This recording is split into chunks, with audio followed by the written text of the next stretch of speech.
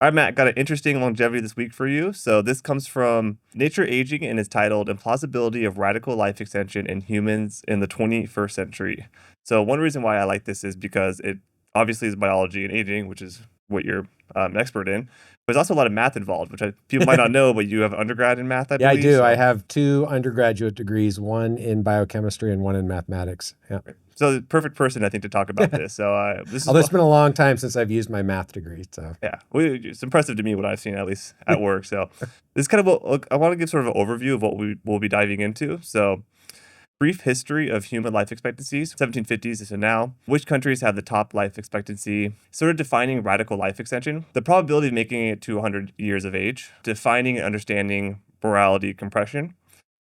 What it would, morality compression or mortality compression? yeah, a little bit, yeah, mortality. Okay. There may be some morality compression going on in the United States right now as well, but that's a Yeah, different different podcast. episode, maybe a whole different channel.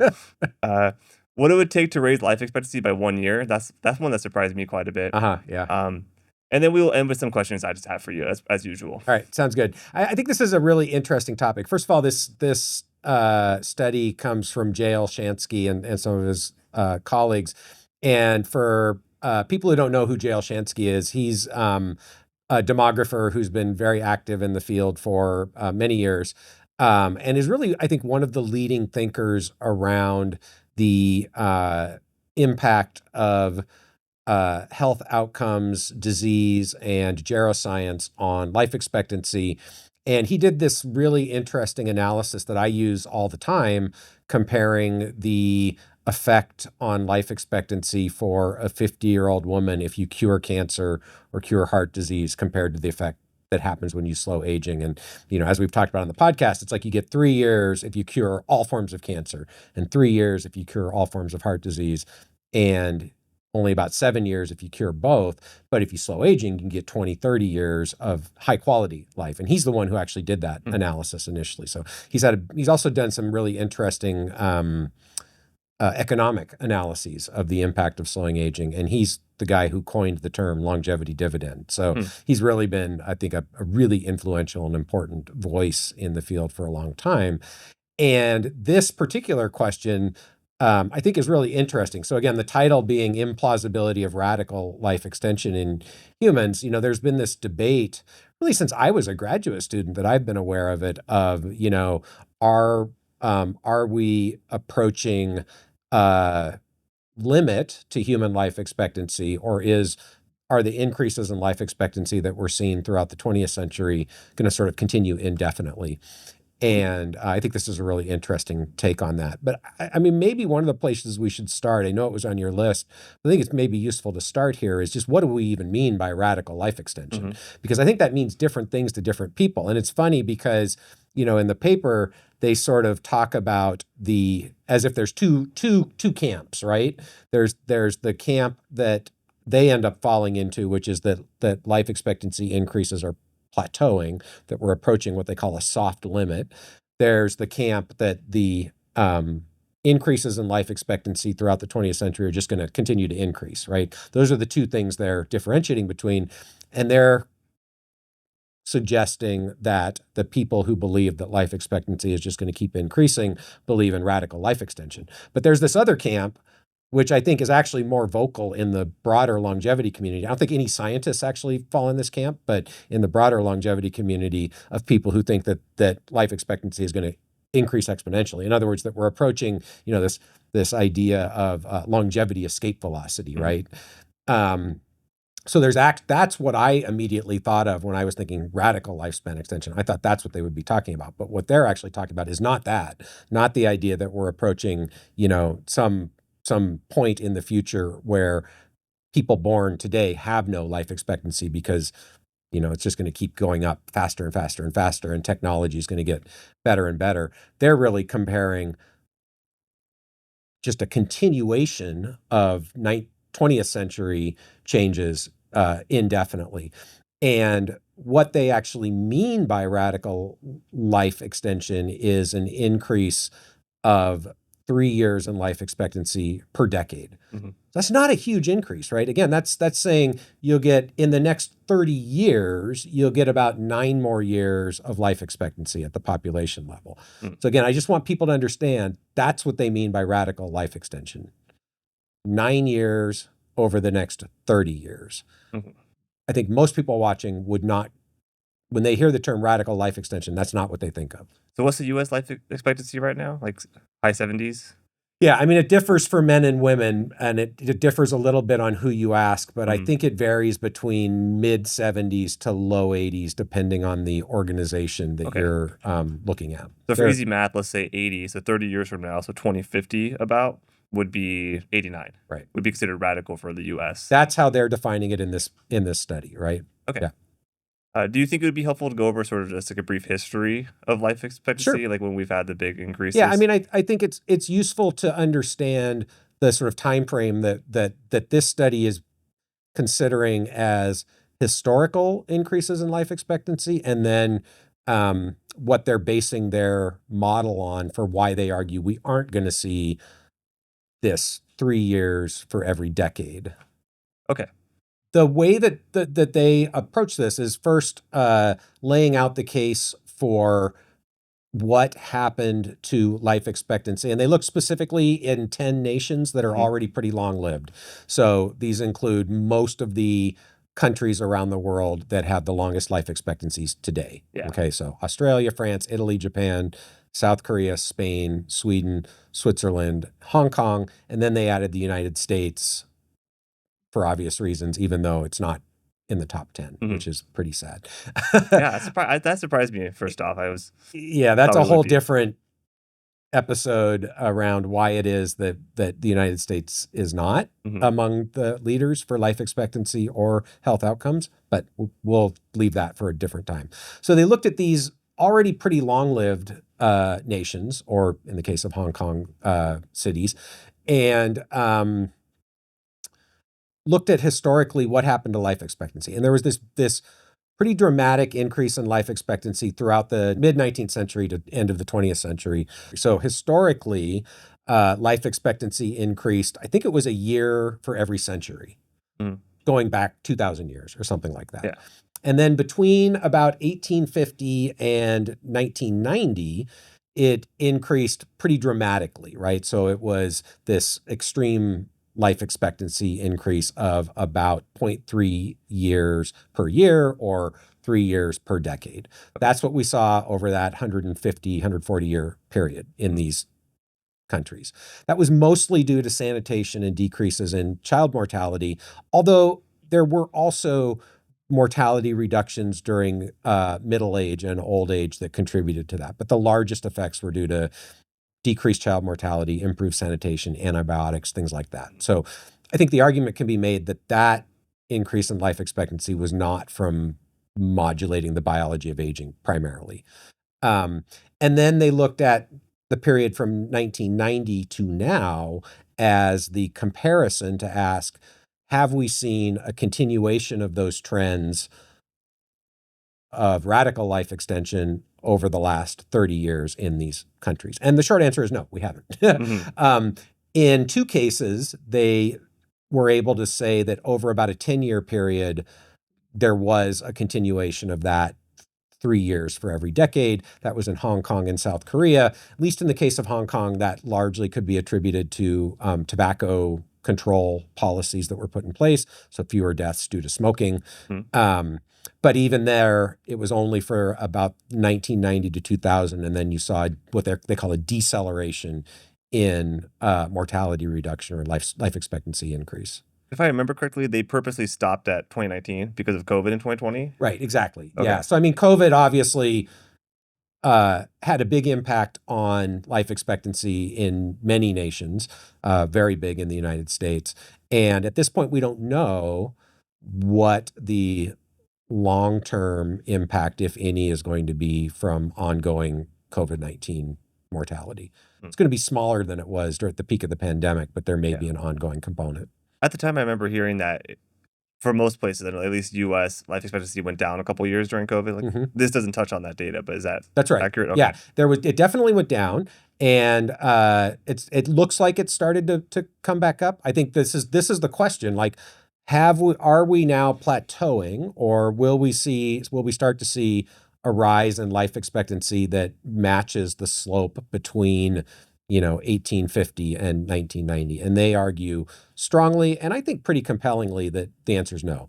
That all indications are that the increase in life expectancy has slowed pretty dramatically over the past 30 years compared to the 140 years before that. Okay, so the paper doesn't touch on this, but I had an analogy I kind of wanted to run by you. But what I was thinking about the comparison to sports, where the times are getting better, the Olympics, they're breaking world records, all of this. Meanwhile, the average person is getting less fit.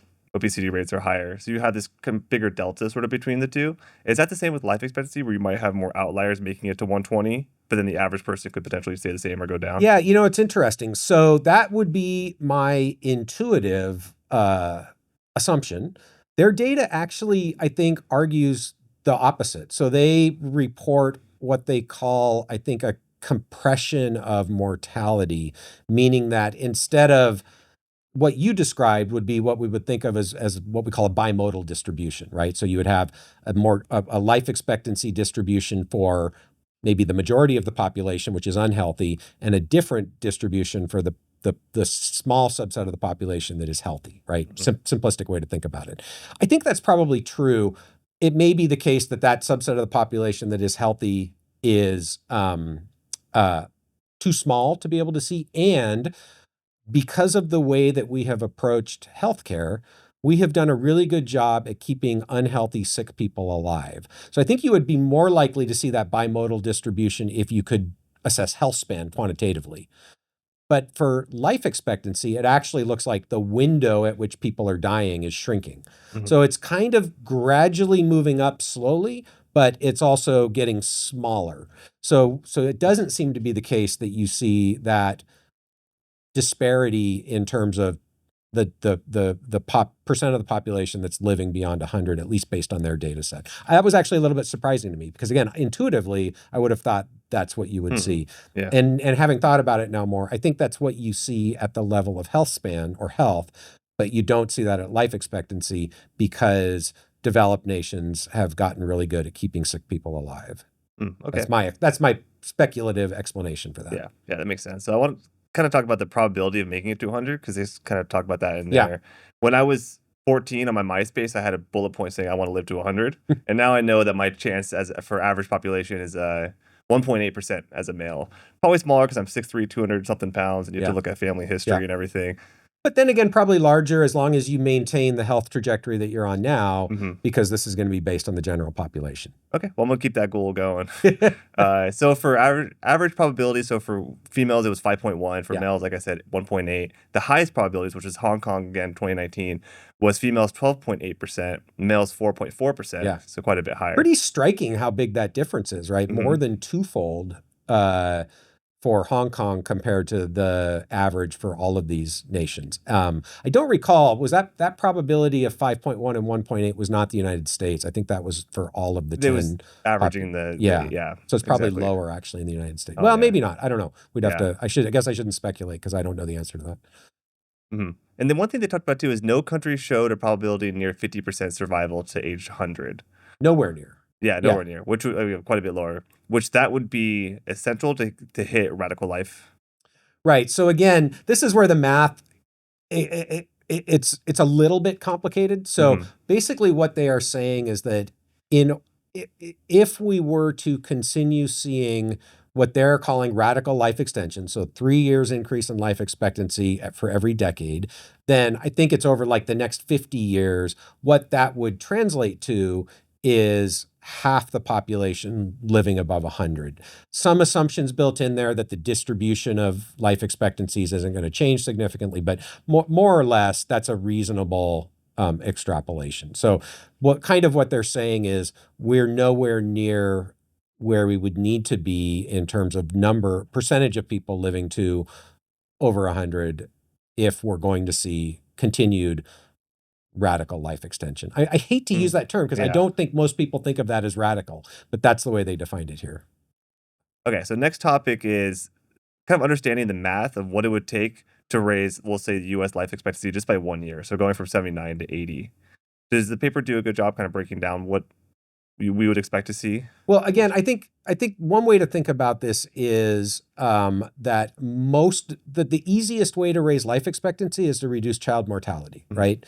Most of that has already been accomplished. And so in order now to increase life expectancy by 1 year, I think what they said was you have to affect mortality rate by somewhere between 10 and 20% for males and females. And so again, mortality rate is just risk of death. So I think the math is fine. I don't honestly know that that's a particularly for a general audience, a Mhm. particularly useful way to think about it, because most people like, what does it mean to reduce mortality by 10% or 20%? I don't know that Yeah. people really understand what that means. It's harder to wrap your head around what would it take to accomplish that. Yeah. Basically what they're saying is it's hard. Hmm. It's going to be hard to do. Yeah, I think other areas of my life where like you wouldn't, most people probably watching probably wouldn't want, if you Googled average US salary, you probably wouldn't want to settle for that, or average US waist circumference, you don't want to settle for that.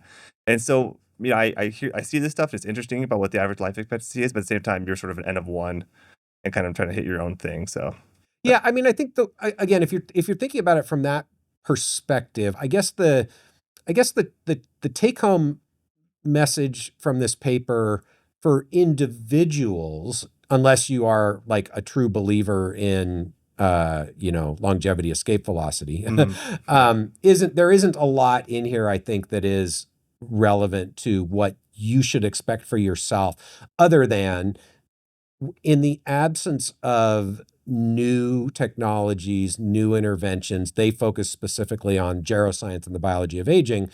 It is very unlikely that you as an individual are going to live, past 110 years Mm, old. Like exceedingly unlikely, yeah. probabilistically tiny.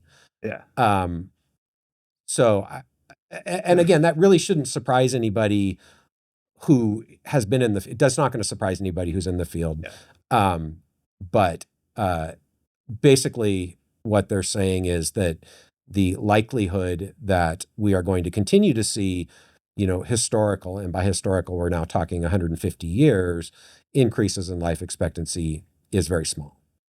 It's exponential after. So, like, again, 1.8% to make it to 100, according to the study. 110, it goes down quite a bit more, right? Like, it's exponential as you every year above 100. Right. Okay. Right. Yeah, exactly. I mean, you're at the tail end. If you think of it as sort of a normal distribution, right? So something that looks like that, Yeah. you're way out here on the tail end, right? So Yeah. the probability is dropping pretty dramatically as you get further out. And again, the longest lived documented person is 122 years and some months, John Calment. And even there, people debate whether that was fraud or not, right? Mm, So definitely there have been people who lived to 118, 119. But if you think about the whole, human history where we have documented time of death, age of death, it's a tiny, tiny probability that you're going to make it out that mm. far. Okay. So, I love analogies. I'm almost visualizing like a wet towel, and we're kind of wringing it out.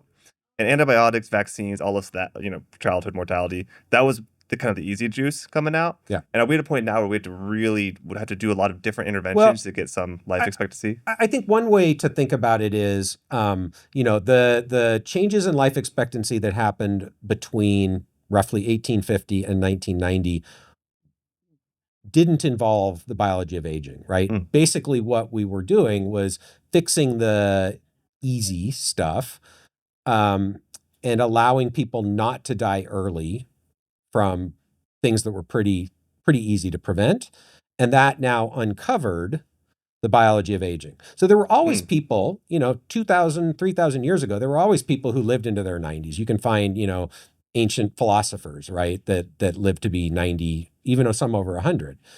But the majority of people died in their teens. So the average life expectancy was low.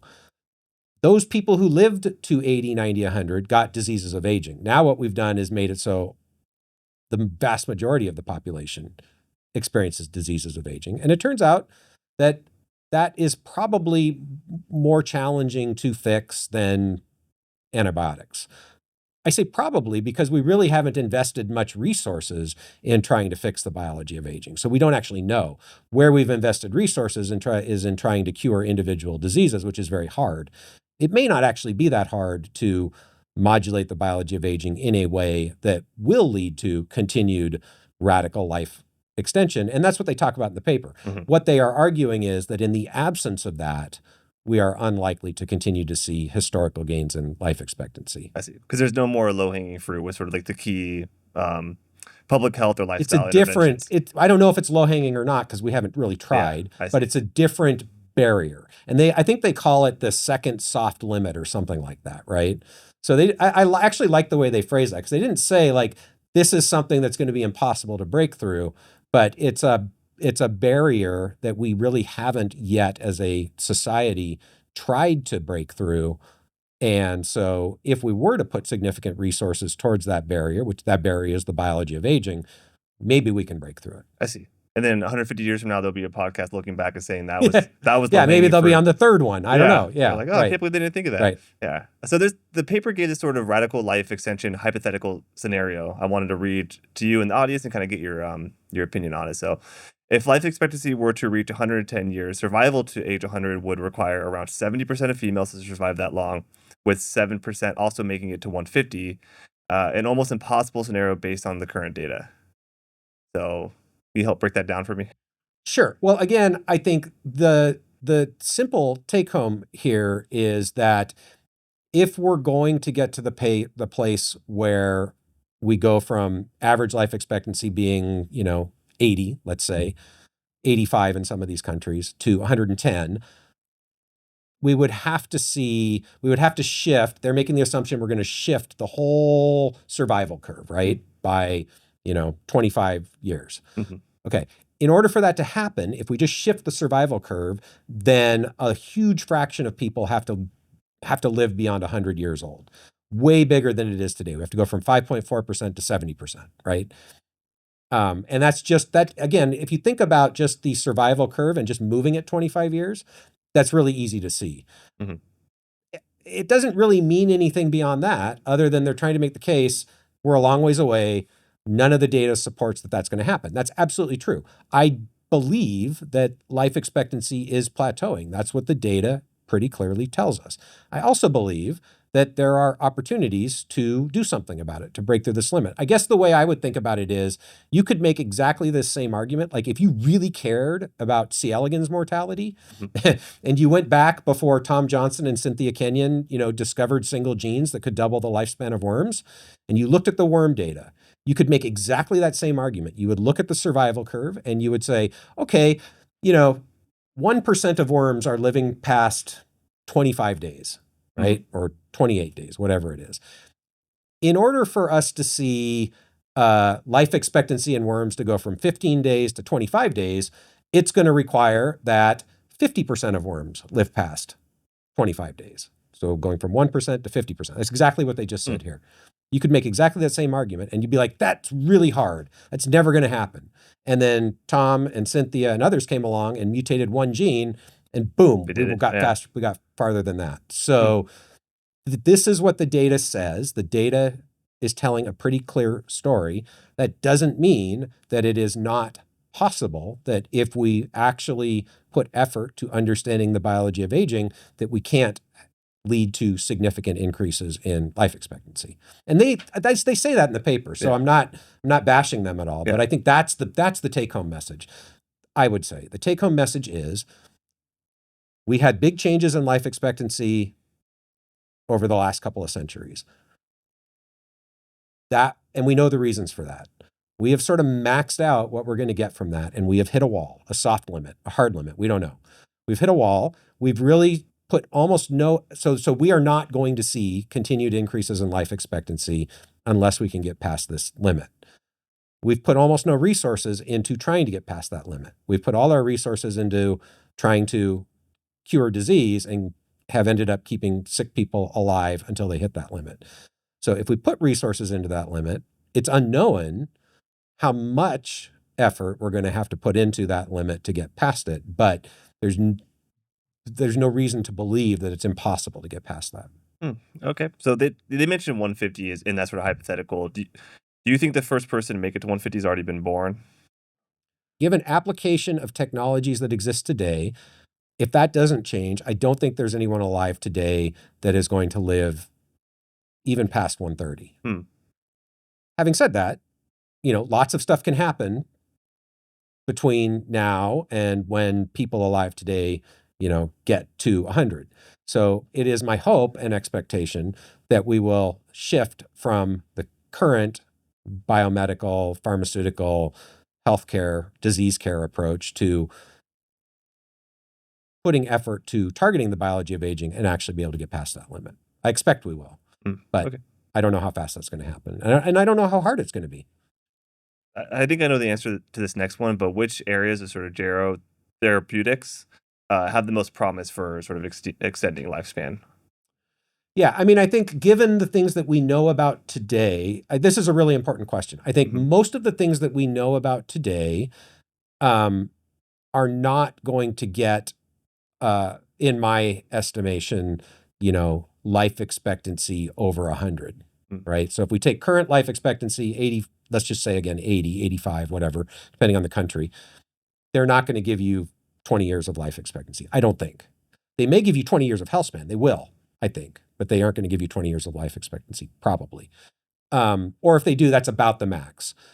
So the one thing you can point to is epigenetic reprogramming, and we don't know the answer yet whether or not you can get larger effects from epigenetic reprogramming. Maybe. My view is the current data suggests probably not. So again, this is, I believe, is because the interventions that people are studying today all largely target the same network that underlies the hallmarks of aging. And I think there's only so far you can move the needle by doing that, by optimizing that Hmm. network. So I think what we need to do is start looking outside the lamppost and finding things that don't target that network and see if we can get beyond that. That's my guess. Hmm. Um, so I think, rapamycin certainly is a leading candidate.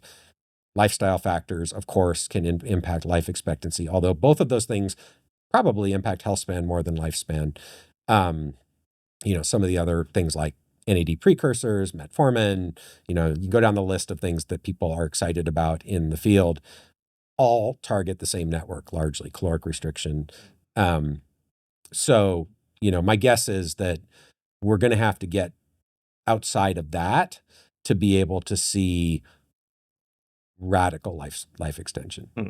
So if the entire U.S. population was on like a premier health span lifespan program, like an OptiSpan type Yeah. program, what do you think that would we hit the radical life extension relatively easily? For a while, Hmm. but not indefinitely, right? It was Again, asymptote. yeah, again, I think it's total speculation, right? But Yeah. I think probably, um, you know, I'm confident that we could increase health span, depending on how you want to define it. But let's say, good quality health uh, for the average American by 1 to 2 decades. Hmm.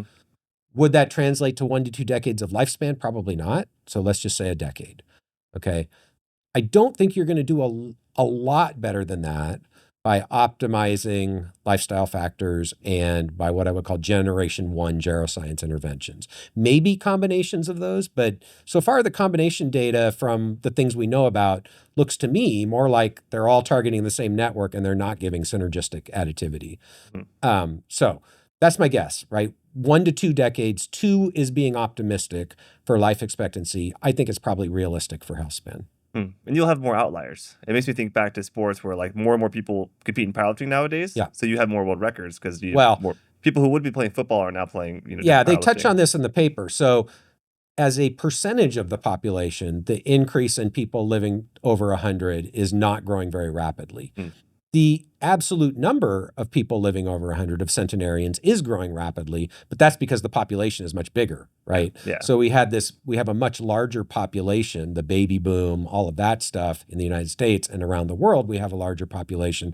So as that larger population is living to the soft limit, which I would argue is the biology of aging, more people as an absolute number are making it over 100, but it's still only 5% of women and 1.8% Yeah. of men.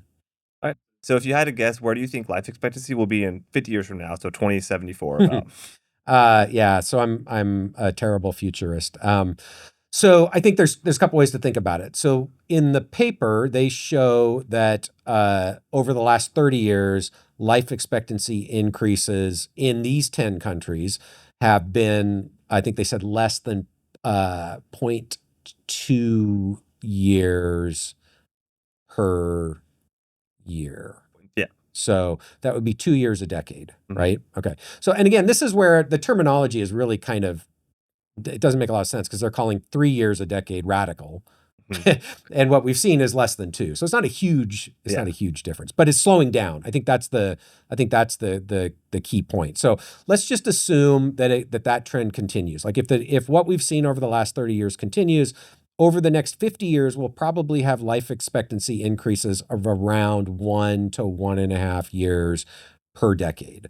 So if we're talking 5 decades, that means we're going to have 5 to 7.5 years of increase in life expectancy. So that's going to put us, if you start from 80, that's going to put you at 85 to 87.5 years in 2074. So again, is that small? Is that large? I think most people listening to this would think that's a relatively small increase in life expectancy for 50 years. If we go back to the trajectory that we were on, from 1850 to 1990, which I think is extremely optimistic in the absence of significant investment in geroscience, we will get 15 years. That's radical. Yeah. That's what they're calling radical. That puts us at 95 about? Yeah, 95. Yeah, it's huge. So still not even half the population living to 100. Yeah. Right? So if we're going to get half the population to 100, we have to do substantially better than the gains we got from reduced childhood mortality, improved sanitation, antibiotics. I think the only way that happens is if there are substantial breakthroughs in the biology of aging. And my opinion is that given what we know today, I'm not sure that we'll even get there without some changes in the way the field thinks about researching the biology of aging. Well, in terms of average, I feel like 85 sounds pretty substantial to me within the next 50 years or so. But I mean, also considering like my dad passed at 60, so right. That's 25 years, right? And he'd still be around. So. Right. No, and I mean, again, yes, if we could even get the average above 90, I think that would be viewed as a pretty huge success. I think this is where having realistic understanding of historical trends, current data, future projections is important because there is a vocal fraction of the community that sets expectations that are simply not realistic if you understand the data. It doesn't mean they're impossible. It doesn't mean that we shouldn't have those as goals. But if we want to have any chance of achieving that, we need to have an understanding of what it might take to get there and how the current approaches are not sufficient. And that, I think, often gets lost in the message. There are the people who just say, well, AI is going to do it for us. Yeah. I think that's well said because your reference levels will dictate how excited you are about something. So if you're constantly talking about 150, 85, or 90, like we talked about, it sounds disappointing. Right. Where through a different frame, I feel like that is a win. So. Right. And I think if you ask most people, if you could live to 95 years old in relatively good health and maybe the last year of your life is a very rapid decline, I think most people can get behind that and be like, yeah, that would be pretty amazing. All right, Matt. Well, any closing thoughts on this paper, this topic? No, I mean, I think, again, I think this is an important conversation to have. It's useful to help people understand how did we get here and why is it the case that we're starting to see this plateau in life expectancy. I like the way they framed it as a soft limit, and that limit is aging. Right. So we have gotten many, many more people to the point where they are suffering from the biology of aging and the diseases that go along with the biology of aging. And so in order to get past that limit, so one option is we're just going to kind of plateau at that aging limit, or we can actually start focusing on the biology of aging and see if we can get the life expectancy start going up again. I think that's a really important message. Yeah, it's a good takeaway. Yeah. All right. Thanks, Nick. Yeah. Thank you for your time. All right. Thank you for watching this episode. I hope that you found it informative. And as always, if you have any comments or questions, please leave them below. If you're not yet a subscriber, hit that subscribe button. And we hope to see you next time on the podcast.